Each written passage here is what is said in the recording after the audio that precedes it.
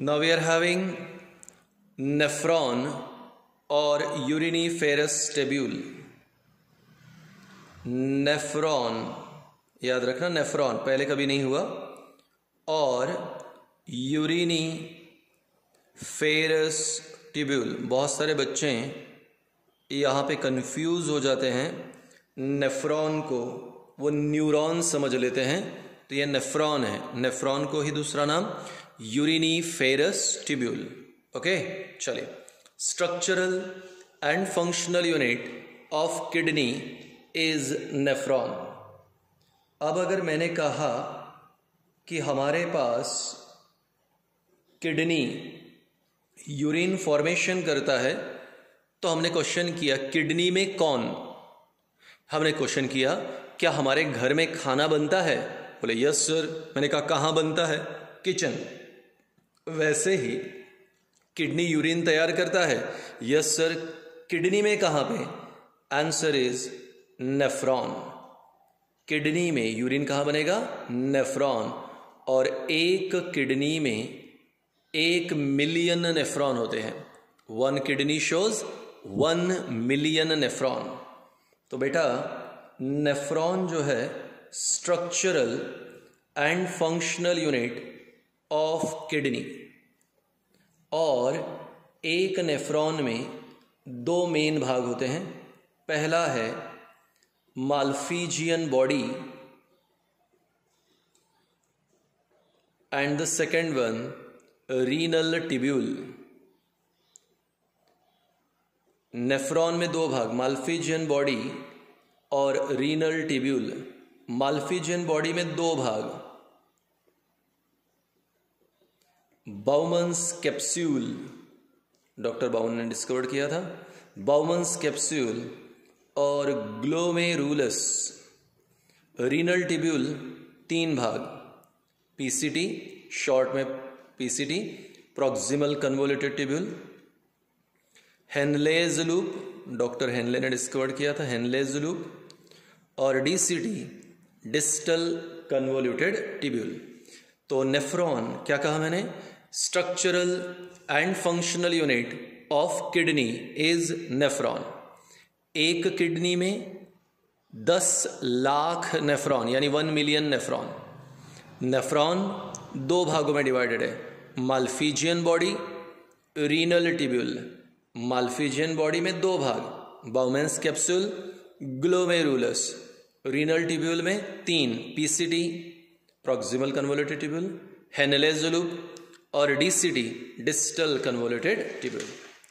तो look at this, ये पूरा डायग्राम है नेफ्रॉन का, और जिसमें ये जो भाग है ये इसे कहते हैं बाउमन्स कैप्सूल, बाउमन्स कैप्सूल। और ये जो आपको नीचे दिख रहा है दूसरा, दिस इज अंदर वाला स्ट्रक्चर ग्लोमेरुलस, ग्लोमेरुलस। आइए अब जरा हम यहाँ पे उसको स्टडी करते हैं। तो हम लोग अभी स्टार्ट कर रहे हैं first part, that is Bowman's capsule. जरा ध्यान देना। अब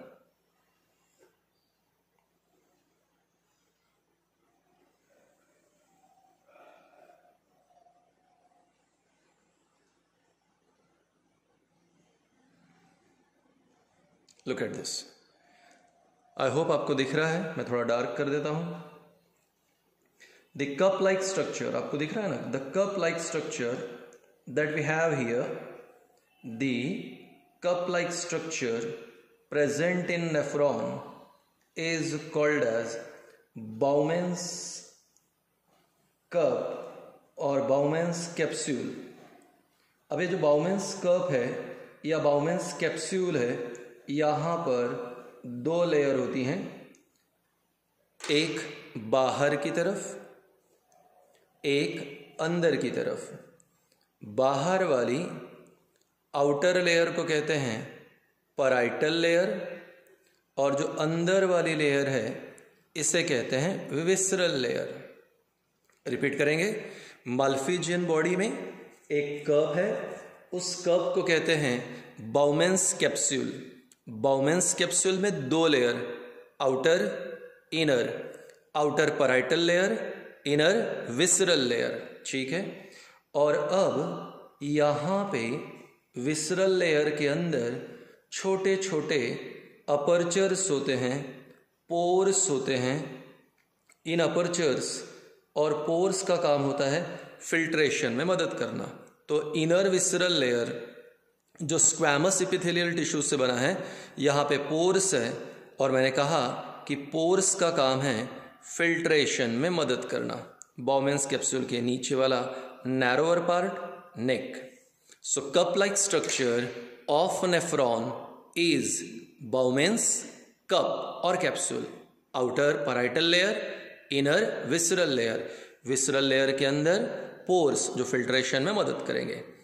बाउमेंस कैप्सूल में ब्लड कैपिलरीज का, मैं रेड पेन से दिखा रहा हूँ, ब्लड कैपिलरीज का नेटवर्क है, और इस ब्लड कैपिलरी के नेटवर्क को कहते हैं ग्लोमेरुलस। ग्लोमेरुलस। तो network of blood capillary, network of blood capillary in Bowman's capsule is called glomerulus. यानी यहाँ पर ब्लड कैपिलरी का नेटवर्क है, और उस नेटवर्क को क्या कहते हैं? ग्लोमेरुलस। अब जरा देखें, यहाँ पे दो पाइप है। एक वो पाइप है जो यहाँ पर ब्लड को पोर करेगा, और एक वो पाइप है जहाँ से ब्लड बाहर निकलेगा। तो जहाँ से ब्लड बाहर निकलता है उसे कहते हैं इफरेंट आर्टेरियोल। जहाँ से ब्लड बाहर निकलेगा उसे इफरेंट आर्टेरियोल, और जहाँ से ब्लड अंदर जाएगा उसे कहते हैं एफरेंट आर्टेरियोल। एफरेंट का डायमीटर बड़ा, इफरेंट का डायमीटर छोटा। सो नेफ्रॉन, उसमें पहला भाग माल्फिजियन बॉडी। माल्फिजियन बॉडी दो भागों से, Bowman's capsule, glomerulus. Bowman's capsule cup like structure. कितनी लेयर? दो। Outer parietal layer, inner visceral layer. Visceral layer में पोर्स जो फिल्ट्रेशन में मदद करेगा। कप के अंदर ब्लड कैपिलरी का नेटवर्क, नेटवर्क को ग्लोमेरुलस। ग्लोमेरुलस में दो पाइप, एक ब्लड को पोर करेगा जिसका डायमीटर बड़ा, एफरेंट आर्टेरियोल। एक जो बाहर निकलती है उसका डायमीटर छोटा, इफरेंट आर्टेरियोल। ओके, अब ये तो हो गया माल्फिजियन बॉडी। आप देख सकते हो तो इतना जो भाग है ये क्या हो गया हमारे लिए? Malpighian body. ठीक है, ये आपके लिए शॉर्ट में लिख देता हूँ, इफरेंट आर्टेरियोल, एफरेंट आर्टेरियोल, नेक। अब यहाँ पे ये फोल्डिंग्स आपको दिख रही हैं, जैसे मेरी फिंगर जहाँ पे है, फिर ये दूसरा फोल्डिंग है और ये पाइप है। इस पहले फोल्डिंग को कहते हैं PCT, proximal convoluted tubule. U shape tube है, इस यू शेप ट्यूब को कहते हैं हेनलेज लूप। ये आखिरी में फिर से फोल्डिंग दिखती हैं, DCT, डिस्टल कन्वोल्यूटेड ट्यूब्यूल। और फाइनली नेफ्रॉन एक बड़े पाइप में ज्वाइन हो जाता है। बड़े पाइप का नाम है कलेक्टिंग ट्यूब्यूल। हेनलेज लूप में एक आर्म नीचे जाएगा, इसे डिसेंडिंग लिम कहते हैं। नीचे डिसेंडिंग, एक आर्म ऊपर आएगा, असेंडिंग लिम। यहाँ से स्टार्ट करते हैं। सो अब बारी आती है हमारे लिए यहाँ पे रीनल ट्यूब्यूल की। रीनल ट्यूब्यूल में तीन भाग, PCT, हेनलेज लूप और DCT। पहला proximal convoluted tubule. Proximal first folded part of renal tubule. First folded part of renal tubule is called proximal convoluted tubule. Internally यहाँ सीलिएटेड एपिथेलियल सेल्स होते हैं, वहाँ से एक यू शेप ट्यूब तैयार होता है, और इस यू शेप ट्यूब को कहते हैं Henle's loop. U shape tube को हेनलेज लूप, जिसमें दो आर्म, नीचे जाने वाला डिसेंडिंग लिम, ऊपर आने वाला असेंडिंग लिम। फाइनली असेंडिंग लिम एक लास्ट फोल्डेड पार्ट में कन्वर्ट हो जाता है। ये last folded part distal convoluted tubule, और फाइनली डीसीटी एक बड़े पाइप को ज्वाइन होगा कलेक्टिंग टिब्यूल। तो ये था तुम्हारे लिए स्ट्रक्चर ऑफ नेफ्रॉन, और it is also called as uriniferous tubule. एक बार शॉर्टली रिकॉल करता हूँ आपके लिए। Nephron consist of two main part, Malpighian body, renal tubule. Malpighian body, Bowman's capsule, glomerulus. Bowman's capsule is a cup-like structure having two layer, outer parietal, inner visceral. Visceral में पोर filtration में मदद करना। Bowman's capsule में blood capillary का network glomerulus, दो pipe जो बड़ा diameter है जो ब्लड को पोर करेगा, एफरेंट आर्टेरियल, छोटे डायामीटर वाली जहां से ब्लड बाहर निकलेगा, इफरेंट आर्टेरियल। पहला folded part PCT, internally ciliated epithelial cell, U-shaped tube, Henle's loop, descending or ascending limb. Last folded part DCT, distal convoluted tubule, finally join होगा collecting tubule में। तो ये था structure of nephron, important है, exam में आएगा, diagram 2 mark के लिए आएगी। Let's continue the next topic. Now the next one is mechanism of urine formation। यानी यहाँ पर हम लोग ये स्टडी करने की कोशिश करेंगे कि यूरिन कैसे फॉर्म होता है, यूरिन कैसे तैयार होता है। Mechanism of urine formation. Mechanism of urine formation में 3 स्टेप है। स्टेप 1 है अल्ट्रा फिल्ट्रेशन। अल्ट्रा फिल्ट्रेशन आप ऑलरेडी जानते हो, हमारे पास इस प्रकार से बाउमन्स कैप्सूल है।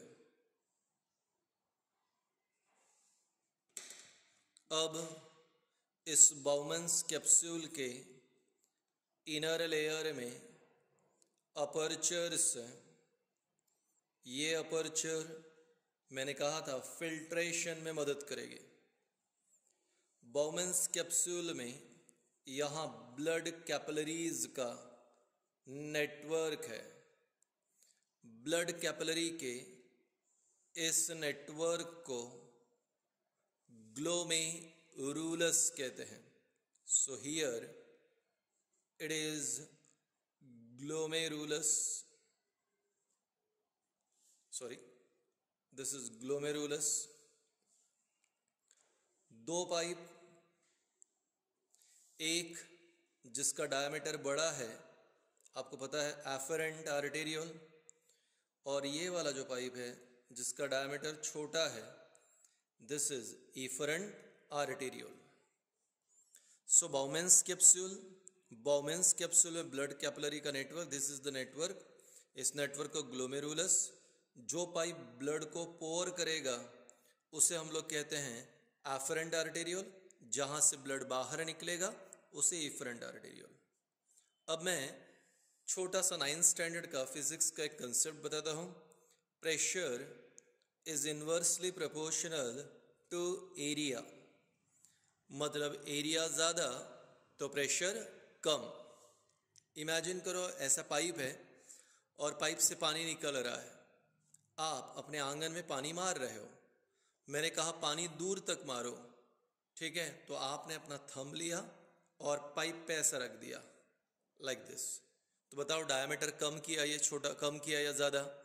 योर आंसर विल बी कि डायमीटर हमने थोड़ा कम कर दिया। अब डायमीटर कम किया तो पानी क्या होगा, दूर दूर तक स्प्रे होगा, यानी पानी दूर तक जाएगा। पानी दूर तक जा रहा है मतलब ये कंफर्म हो गया कि आपने जैसे ही एरिया कम किया तो प्रेशर क्या हो गया, ज़्यादा। तो होता ऐसे है कि जब ब्लड एफरेंट आर्टेरियोल से ग्लोमेरुलस में एंटर करता है, जब ब्लड एफरेंट आर्टेरियोल से ग्लोमेरुलस में एंटर करता है तो बहुत ज़्यादा ब्लड अंदर आता है, लेकिन इफरेंट आर्टेरियोल का डायमीटर क्या है? कम। इसलिए जितना ब्लड अंदर आता है उतना ब्लड बाहर नहीं निकलता। जितना ब्लड अंदर आता है उतना ब्लड बाहर नहीं निकलता और ग्लोमेरुलस में एक प्रेशर क्रिएट होता है और इस प्रेशर को हम लोग कहते हैं अल्ट्रा प्रेशर। और इस अल्ट्रा प्रेशर के कारण ब्लड का प्लाज्मा, अल्ट्रा प्रेशर के कारण ब्लड का प्लाज्मा ग्लोमेरुलस से बाहर निकलता है और इस प्रकार नीचे फिल्टर होके आ जाता है। वो प्लाज्मा जो फिल्टर होके नीचे आ गया उसे कहते हैं फिल्ट्रेट। वो प्लाज्मा जो फिल्टर होके नीचे आ गया उसे कहते हैं फिल्ट्रेट। तो अब रिपीट करेंगे कि जब ग्लोमेरुलस में यहाँ फोर्सफुली ब्लड आया एफरेंट आर्टेरियोल द्वारा तो उतना ब्लड इफरेंट से बाहर नहीं निकला क्योंकि इफरेंट का डायमीटर कम है। यहाँ पे इस ग्लोमेरुलस में डायमीटर के चेंज के कारण या डायमीटर लेस के कारण प्रेशर क्रिएट हुआ। जो प्रेशर क्रिएट हुआ उसे अल्ट्रा प्रेशर, और अल्ट्रा प्रेशर के कारण जो फिल्ट्रेशन हुआ उसे अल्ट्रा फिल्ट्रेशन। अल्ट्रा फिल्ट्रेशन के कारण ब्लड का प्लाज्मा ग्लोमेरुलस से निकलकर नीचे आ गया और नीचे जो प्लाज्मा आ गया यह है फिल्टर्ड प्लाज्मा, उसे कहते हैं फिल्ट्रेट। फिल्टर्ड प्लाज्मा उसे कहते हैं फिल्ट्रेट। ना क्वेश्चन कि सर इस पर्टिकुलर पोर से आरबीसी, डब्ल्यूबीसी और प्लेटलेट क्या वो नीचे आ गए? नो, ये नीचे नहीं आए। क्यों नहीं आए? आंसर, क्योंकि पोर का डायमीटर सेल के डायमीटर से छोटा था। यानी आरबीसी, डब्ल्यूबीसी और प्लेटलेट का डायमीटर बड़ा है, वो पोर से नीचे नहीं आएगा। सिर्फ क्या आएगा नीचे? प्लाज्मा। फिल्टर्ड प्लाज्मा को क्या बोला? फिल्ट्रेट। यहां पर हमारे पास ये एक मॉडल है। ये पूरा ब्लड कैपिलरी का नेटवर्क है, इसे ग्लोमेरुलस कहा। ये बाउमेंस कैप्सूल है, ये पैराइटल लेयर, विसरल लेयर, ये बड़ा वाला पाइप एफरेंट आर्टेरियोल जिससे ब्लड अंदर आएगा, ये छोटे डायमीटर वाला पाइप इफरेंट आर्टेरियोल, इससे ब्लड बाहर जाएगा। तो यहाँ पे अल्ट्रा प्रेशर क्रिएट होगा। अल्ट्रा प्रेशर के कारण जो फिल्ट्रेशन होगा उससे अल्ट्रा फिल्ट्रेशन, और अल्ट्रा फिल्ट्रेशन से नीचे क्या तैयार हो गया? फिल्ट्रेट तैयार हो गया। अब यहाँ पे पहली स्टेप कंप्लीट हो गई, अल्ट्रा फिल्ट्रेशन। तो बताओ मुझे what is the important thing that we have seen here, कि जब अल्ट्रा फिल्ट्रेशन होगा ग्लोमेरुलस में तो प्लाज्मा फिल्टर हो जाएगा, नीचे आएगा, और फिल्टर्ड प्लाज्मा को हम लोग, यह फिल्टर प्लाज्मा को हम लोग कहेंगे फिल्ट्रेट। तो यह है अल्ट्रा फिल्ट्रेशन।